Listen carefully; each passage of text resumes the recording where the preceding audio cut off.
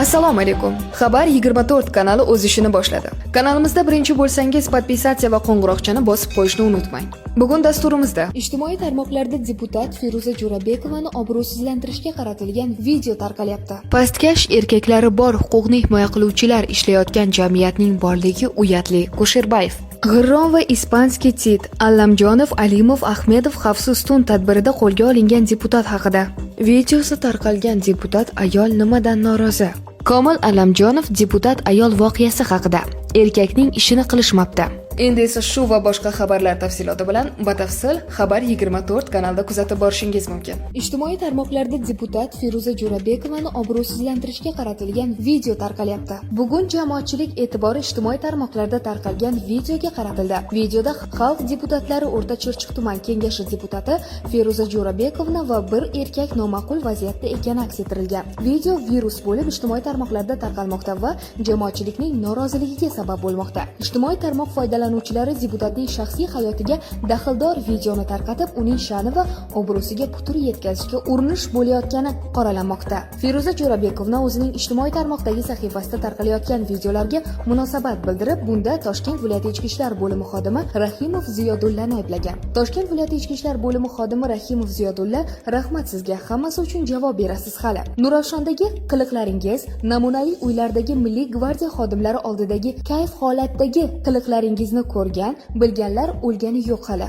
Barmog'imni sindirib, tirnog'imni sug'urib olib, meni nimalarnidir yozishga majbur qilganlaring uchun javob berasizlar hali. Endi nima bilan qo'rqitasanlar? Shunaqa shantajlarning borligini endi hamma biladi. 5 ta erkak meni zo'rlab nimalarni yozdirmoqchi bo'lganligini ertaga aytaman. 2-oktyabr kuni meni ne ko'ylarga solgan, zo'ravonlik qilib nimalarni yozdirmoqchi bo'lganlarning men bloger, jurnalist, deputat do'stlarimni chaqirganimda qochib ketganlaringni hammasini aytaman. Sandaqa ifloslar o'zbek erkaklari nomiga faqat dog' tushiryapsanlar. Asl basharangni ochaman, ishon, dedi Feruza Jo'rabekovna. Videodagi hodisa qachon va qayerda tasvirga olingani aniq emas, biroq vaziyat fuqaroning shaxsiy hayotiga daxldor bo'lib, uni ijtimoiy tarmoqqa tarqatish uning huquqlarining buzilishi demakdir. Pastkash erkaklari bor huquqni himoya qiluvchilar ishlayotgan jamiyatning borligi uyatli. Kusherbayev. Xabaringiz bor, bugungi kunda videosi tarqalgan xalq deputatlari O'rta Chirchiq tuman kengashi deputati Feruza Bobasheva atrofidagi voqealar diqqat markazida bo'lib turibdi. Oliy Majlis Qonunchilik palatasi deputati Rasul Kusherbayevning Feruza Bobashevaning videosi tarqalishiga munosabat bildirdi. O'rta Chirchiq tumani kengashi deputati bilan sodir bo'layotgan voqealar afsuski bizda hali ham odamlarni obro'sizlantirish yo'lida har qanday pastkash va noqonuniy usuldan foydalanish mumkinligini ko'rsatmoqda. Yomoni shuki, bu qonun bilan himoyalangan shaxsiy hayot daxlsizligi tushunchasini amalda nol qilishga urinish bo'layotganligini anglatadi.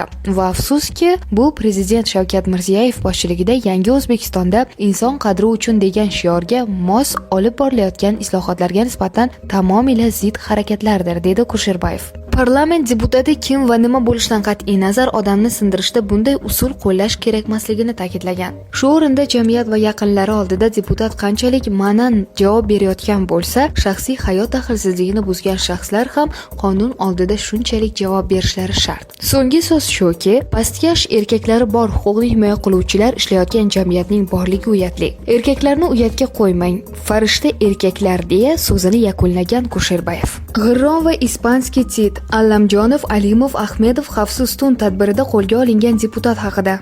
Bloger Nurbek Alimov deputat bilan bo'lgan voqeani ijtimoiy tarmoqqa e'lon qilganlarni miyasi yo'q deb atadi. Kuni kecha ijtimoiy tarmoqlarda deputat ayolning intim videosi chiqibdi. Ну что, buning shaxsiy hayot. Uni yotgan uyiga bostirib kirib videoga olganlar esa pastkashni ishini qilishibdi. Aytishlaricha, bu ayol turli jiddiy muammolarni ko'tarib chiqqan ekan. Men tushunmayman, shu ayol qanday qonun buzganiga. Ertaga sen qaysidir hokimga yoqmay qolsang, uyingda vannaga cho'milayotgan yeringda kamera ko'tarib kirishadi-da, shu videodan skrinshot qilib, G'ishmatning yalang'och rasmlari tarqab ketgani haqida xabar chiqarishadi. To'g'risi, odamni shunaqa qilib sharmanda qilishga urinuvchilarni miyasi yo'qligi uchun ularga rahmim ham keladi. O'zbek jamiyati konservativ, bunaqa narsalarni ko'tara olmaydi. Aslida esa ijtimoiy tarmoqlarda hamma tushunib turibdi bu shaxsiy hayotga daxl ekanligini. Komil aka aytganidek, erkakning ishi bo'lmabdi. Bu ishni kimlar qilgan bo'lsa ham, maylimi qonunni buzmasdan o'zimiz bilganimizcha bemalol yashasak, deb yozdi Alimov. Feruza Bashayeva xavfsiz hudud va xavfsiz tun tezkor profilaktik tadbirida qo'lga olindi.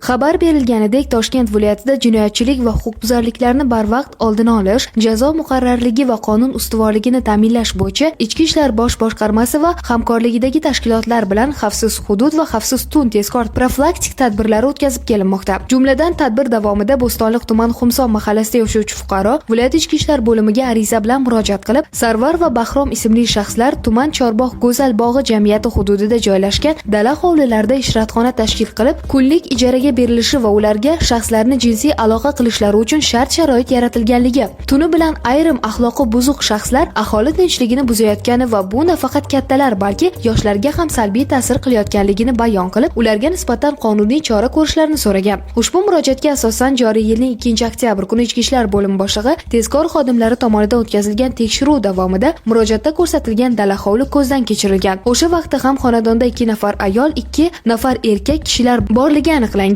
Ular bilan o'tkazilgan suhbat davomida alkogol mahsulotlari iste'mol qilinganligi va ishqiy munosabatda bo'lish maqsadida kelishganliklarini ma'lum qilgan. Hozirda mazkur jarayon aks etgan video tasvirning ijtimoiy tarmoqlardagi o'zaro yozishmalar orqali tarqalganligi holati yuzasidan qo'shimcha surishtiruv ishlari olib borilmoqda. Shu o'rinda qayd etish joiz, bu kabi odob axloq bilan bog'liq qonun buzilishi holatlariga qarshi viloyat ichki ishlar bo'limi boshlig'i tomonidan muntazam ravishda tezkor profilaktik tadbirlar o'tkazib boriladi. Jumladan, joriy yilning o'tgan 10 oy davomida Ichki ishlar bosh boshqarmasi xodimlari tomonidan Jinoyat kodeksining 131-moddasi bilan bog'liq 100 ga yaqin, Ma'muriy javobgarlik to'g'risidagi kodeksning 190-moddasi bilan esa 50 dan oshiq holatlar aniqlanib, qonunga belgilangan tartibda chora ko'rilgan. Bugungi kunda ham viloyat bo'ylab tezkor profilaktik tadbirlar davom ettirilmoqda.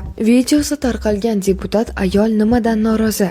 Kalampur.uz 18-noyabr kuni Xalq deputatlari O'rta Chirchiq tuman kengashining odob axloq komissiya deputat bilan bog'liq holatni muhokama qilish haqidagi xabarga asoslanib O'rta Chirchiq tumaniga yetib bordi. Ijodiy jamoa 15:50 da hokimiyatga yetib kelganida majlis o'tkazilishi hali aniq emas degan javob berildi. Oradan biroz vaqt o'tib soat 16:15 da deputat 15 daqiqa kechikkanligi sababli majlis tarqatib yuborilganligi haqida aytishdi. Shu o'rinda savol paydo bo'ladi. Majlis qachon yig'ildi-yu qachon tarqalib yuborildi? Ushbu tushunarsiz holatga Xalq deputatlari O'rta Chirchiq tuman kengashi mudiri Baxtiyor Bahoviddinovdan izoh so'radik. Jo'rabekovni men bu masalaga tayyor bo'lmaganligim uchun menga bir hafta vaqt berishingizni so'rayman deganda, bu ish bo'yicha doimiy komissiyaning qarori taqdim qilinib, bir hafta muhlat berilgan edi. Doimiy komissiyaning reglamenti bo'yicha 26-moddada deputatlik odobi bo'yicha komissiya xohlagan vaqtda o'zlari rejalashtirilib yig'ilishi va bandda ko'rsatilganidek majlisni yopiq o'tkazish vakolatiga ega. Yopiq o'tkazilganligi yoki u joyda qilingan vazifalarning hammasi bizda o'rnatilgan qonun va qarorlar asosida bo'ladi. Bu qilingan ishlarning hammasi o'rnatilgan tartiblar asosida o'tkaziladi va materiallar sessiyaga tayyorlanmoqda, dedi kengash mudiri. Shu o'rinda Baxtiyor Bahoviddinovni majlis haqiqatdan ham o'tkazilganligi qanchalik haqiqatga yaqin ekanligi borasida so'raganimizda, u shunday dedi. Bugungi majlis bo'lmaydi. Bu narsa bugunga rejalashtirilmagan edi. Ya'ni bu majlis bir necha kun oldin ham aytilmaydi. Yopiq tarzda o'tkaziladi, qaror qabul qilindi va sessiyaga taqdim qilinadi. 22-noyabr kuni o'tkaziladigan sessiyada bu narsa bo'ladi. Xalq deputatlari O'rta Chirchiq tuman kengashi mudiri qaror qabul qilingan bo'lsa, deputat Feruza Babashovaning o'zi uning mazmuni bilan qachon tanishishi haqidagi savolga ham javob berib o'tdi. Doimiy komissiya bu narsani 4 nafar deputat ishtirokida ko'rib chiqadi. Bu masalani ular o'z ichiga sessiyaga chiqarish yoki chiqarmaslik masalasini ko'radi, dedi Xalq deputatlari O'rta Chirchiq tuman kengashi mudiri. Alohida qayd etish kerakki, deputat Feruza Babashova atrofdagi vaziyat jamoatchilik diqqat markazida turgan va nomaqbul videoning tarqalishi norozilikka sabab bo'layotgan bir vaziyatda odob komissiyasi majlisining o'tkazish bilan bog'liq holat kishini shubhaga soladi. Dastlab komissiya majlisi o'tkazilishi haqida xabar berilishi, keyin esa majlis deputat sabab tarqatib yuborilganligini ma'lum qilindi-yu, yakunda bu yig'ilish bugunga belgilanmaganligini aytish Feruza Babashova atrofidagi voqealarga shubha bilan qarash o'rinli ekanligiga ishora qiladi. Komil Allamjonov deputat ayol voqeasi haqida: erkakning ishini qilishmabdi.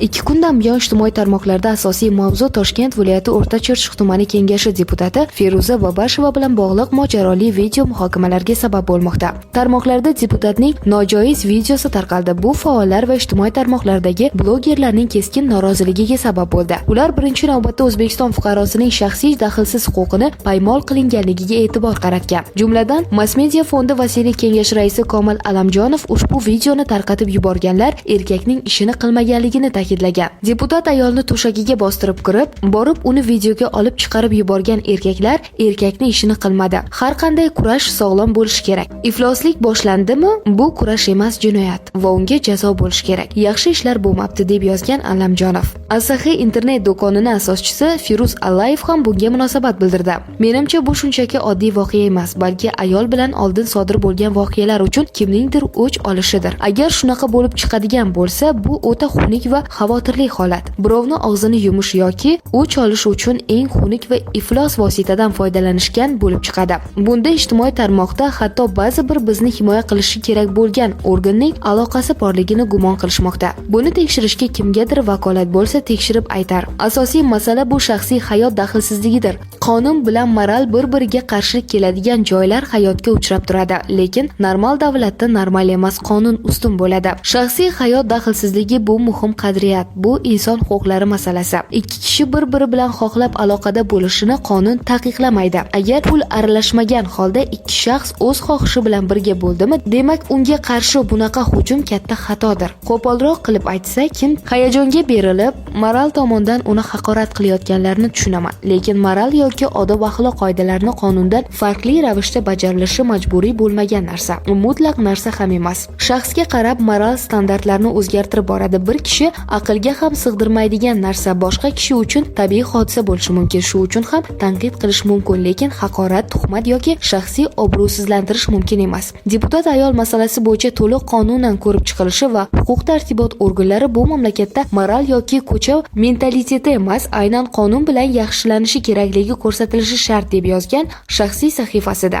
Ijtimoiy tarmoqlarda deputat Feruza Jo'rabekovani obro'sizlantirishga qaratilgan video tarqalyapti. Bugun jamoatchilik e'tibori ijtimoiy tarmoqlarda tarqalgan videoga qaratildi. Videoda xalq deputatlari O'rta Chirchiq tuman kengashi deputati Feruza Jo'rabekovna va bir erkak noma'qul vaziyatda ekani aks ettirilgan. Video virus bo'lib ijtimoiy tarmoqlarda tarqalmoqda va jamoatchilikning noroziligiga sabab bo'lmoqda. Ijtimoiy tarmoq foydalanuvchilari deputatning shaxsiy hayotiga daxldor videoni tarqatib, uning sha'ni va obro'siga putur yetkazishga urinish bo'layotgani qoralanmoqda. Feruza Jo'rabekovna o'zining ijtimoiy tarmoqdagi sahifasida tarqalayotgan videolarga munosabat bildirib, bunda Toshkent viloyati ichki ishlar bo'limi xodimi Rahimov Ziyodullani ayblagan. Toshkent viloyati ichki ishlar bo'limi xodimi Rahimov Ziyodulla, rahmat sizga, hammasi uchun javob berasiz hali. Nurafshondagi qiliqlaringiz, namunali uylardagi Milliy gvardiya xodimlari oldidagi kayf holatdagi qiliqlaringizni ko'rgan, bilganlar o'lgani yo'q hali.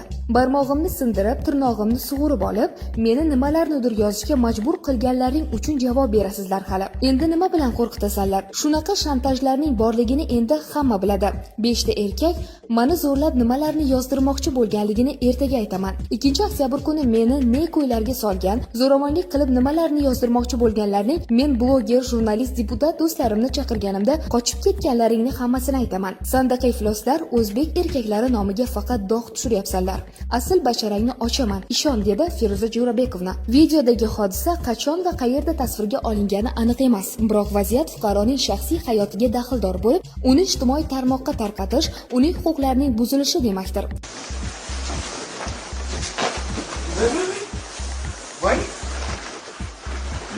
Marhamat, e'lon qiling.